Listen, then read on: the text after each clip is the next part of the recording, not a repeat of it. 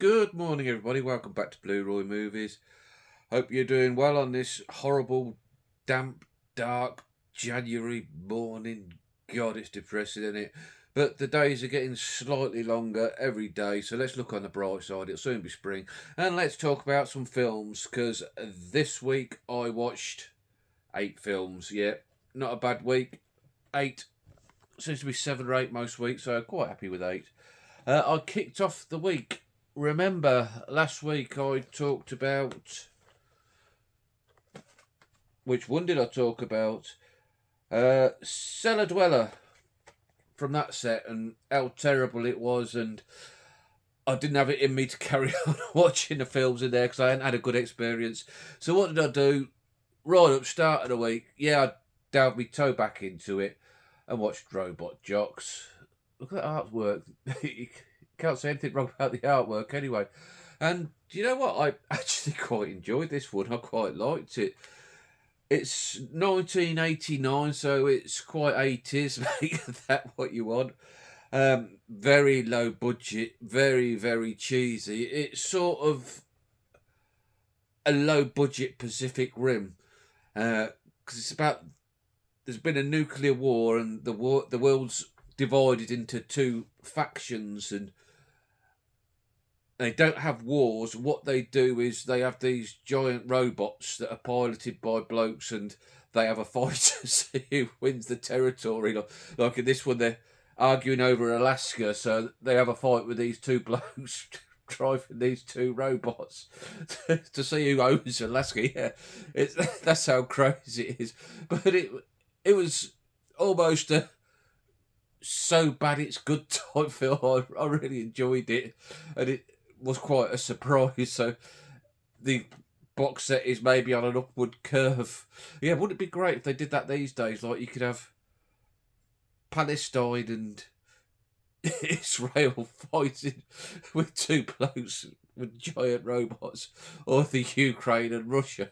See who wins. Yeah, interesting thought. Yeah, I think it's by far the best one out of the set so far.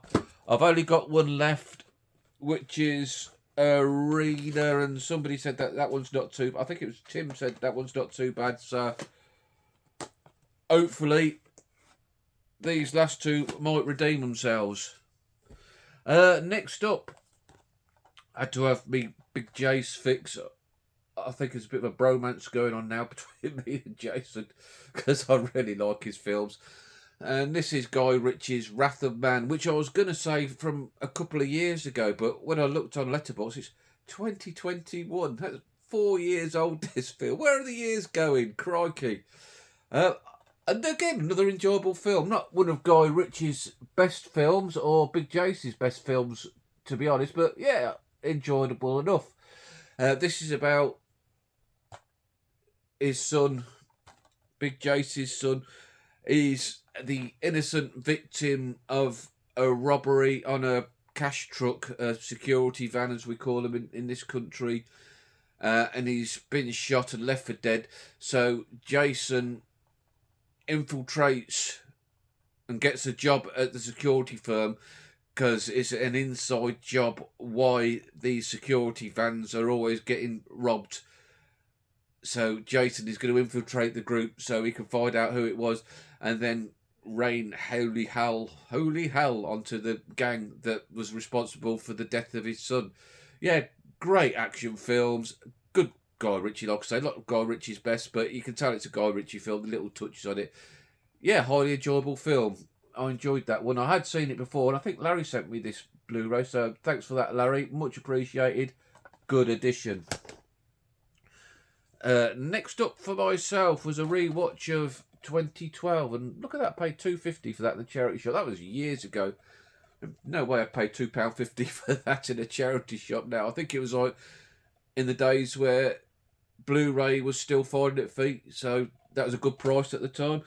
Yeah, it's alright, this one.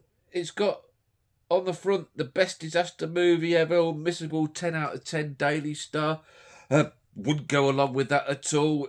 I know it's one of James's favourite films. It's just alright. Roland Emmerich film. The CGI is pretty terrible by today's standards, to be honest. It's like watching a not very good cartoon, but it's action filled. It's absolutely ridiculous. They'd have been killed time and time again while they're trying to get to the Ark, because the planets are perfectly aligned or something for the world to start going south as predicted by the Mayans, and that's why the Mayans predicted it would happen in 2012. And spoiler alert, it didn't happen, so don't worry, we're still alive. This isn't like something from beyond the grave you're watching. Yeah, 2012, yeah, alright, just average. And next one was one that was really above average. Directed by Philippe de Broca. I think this was 1966, starring Alan Bates, from the Eureka Masters of Cinema collection. And this is why I vindicate myself collecting this. See them all above me there, the Masters of Cinema collection, because I buy them and they stick on the shelves for a long time before I watch them. But then when I do watch them, it's just brilliant film after brilliant film, and this was no exception. It stars Alan Bates. He's a World War One soldier in the French army, and it's coming towards the end of World War One. The Germans are on the run, and in this small town they've wired it to explode, and the natives find out, and the natives all desert the town, so they're safe. And Alan Bates, he's an ornithologist in the French army. He looks after the pigeon carriers, and he gets volunteered. He's told to volunteer to go into the town to defuse the bombs before the rest of the army can go and safely take over the town and liberate it. So Bates goes in, and there's still a few German straggling soldiers around that have been wiring the town to explode, and they see him, so he goes on the run for him, and he hides out in a lunatic asylum, which is the only place in the town that's still got residents, because the lunatics are still all in there. So Bates hides out in this asylum, and then when the German soldiers go, he leaves this asylum, but so do like all the lunatics, because he's left the door open, and the lunatics then take over the town. They become the barbers, the prostitutes, the shopkeepers, the innkeepers, and they dress up really flamboyantly, and it's really visually beautiful, and it's surreal, and it's bizarre, and it's so colourful. I think this Blu-ray is absolutely brilliant from Eureka. If you told me it was a 4K, there's no way I'd argue about it, because it looks absolutely breathtaking, and just a really good. It's very surreal, so if surrealness is not your thing, then you might not like it, but I really dug it. I really enjoyed it as these lunatics took over the town and started running it in their lunatic fashion. And he becomes the King of Hearts because they mistake him for a king and pronounce him like king of their town. Yeah, really, really good sort of war type comedy type surreal type nonsense type brilliance. Yeah, good film, King of the Hearts. I implore, if you've got any interest in that, try and pick up a copy. I know it's quite heavily out of print from Eureka, so it's not cheap, but it's really worth it. Yeah, I really like that one. Next up, I went back into my Michael Reeves set. I've watched the other two recently. Witchfinder General, I'd seen it before. Yeah, really good film. The Sorcerers, I watched, was it last week or the week before? And I really dug that film. I really, really enjoyed that. So I went back in for the last film in the collection, Castle of the Living Dead, and this kind of lets the box set down, in my opinion. You wouldn't think you could go wrong. Christopher Lee, Donald Sutherland, I thought this is going to be another one I'm going to really dig, but no, it weren't for me. This is about Christopher Lee's character. He's a count, can't remember the name off the top of my head, but he's a count in a remote castle. Yeah, where have you heard that before with Christopher Lee? Seems like he's pretty typecast for these type of films. And his thing is he's like a animal lover, well, and he likes embalming dead animals and making them lifelike. And he's found a way that he could inject animals with this dart, so they die instantly and they're preserved for eternity, and he can add them to his collection. But he moves on to doing it with humans, and this band of like their travelling circus, they seek refuge in his castle one day, and one by one he turns them into these like inanimate object types. And sounds good, but it was pretty boring. It was not very well acted, apart from Sutherland and Lee, I'd say, and it was just dull. I've made it sound like it's going to be quite good, but no, it wasn't for me. And maybe it's just me, because I know it's got like mixed reviews. Some people seem to like it, but no, for me, yeah, kind of lets that set down, because it was on the way to being one of my favourite box sets.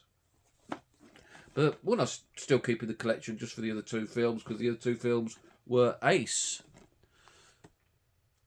Next up, continuing my 4K re-watchings of The Bournes and ultimately to Ultimatum. Did you like to see what I did there? That was not bad.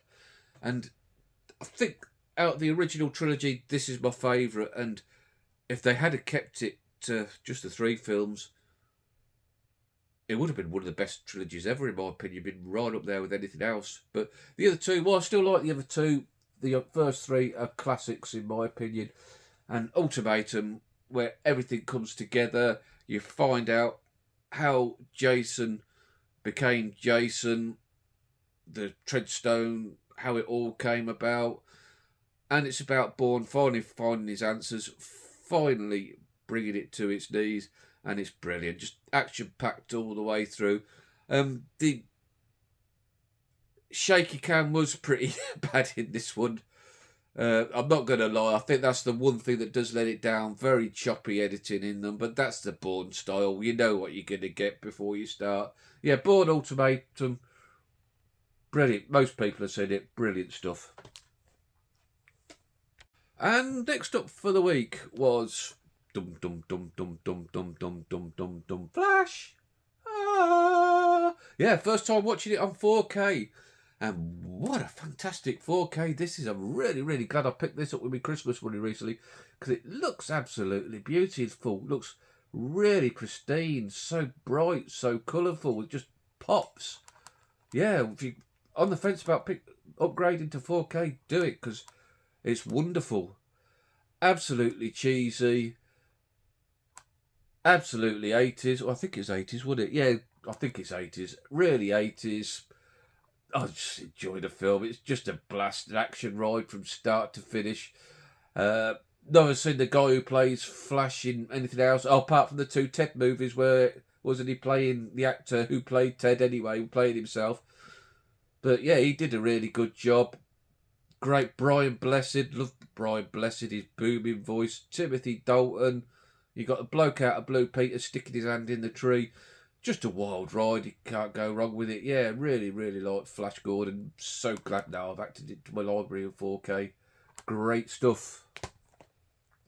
And last for the week, and I think this is my favourite of the week, was Eye of the Needle, Donald Sutherland. Now, I've got Warren at Goose's Movie to thank. He sent me over this one, it's months ago now, and it's stuck on my shelf, and I apologise, Warren, that I haven't got to it quicker, but now I did get to it. What a great film this is. It's Donald Sutherland's character. He's a German spy over in our country in World War II, and he's got some secrets to get to Germany that will possibly and probably actually change the tide of the war back in Germany's favour. And it's about his journey trying to get back to personally hand these photos that he's taken to Hitler. And it's just so ruthless. He's 1 minute could be utterly charming, then the next minute is ruthless, and he'll kill anybody that's going to get in his way of him getting back to Germany with these photographs. great film. I don't want to say much more than that because I wouldn't want it to ruin it for people, but it's really edge on your seat. I was totally engrossed the whole way through. And like I say, just ruthless Kitty was Donald Sutherland. I absolutely love Donald Sutherland. I think he's a great actor. Please, anybody, if the more obscure Sutherland films that I must get to that you've watched, let me know down below because he's just great. So that was it for the week. 8 titles. Tell me what you thought of those. Oh, next week, I think we're probably on Saturday because I'm working on Sunday. First time I've worked on Sunday for a while. So yeah, be Saturday morning, I think. Give us a thumbs up if you like what I've done today. Maybe think about subscribing if you want to hear more of this nonsense. And I'll catch you all later. Ta-ra.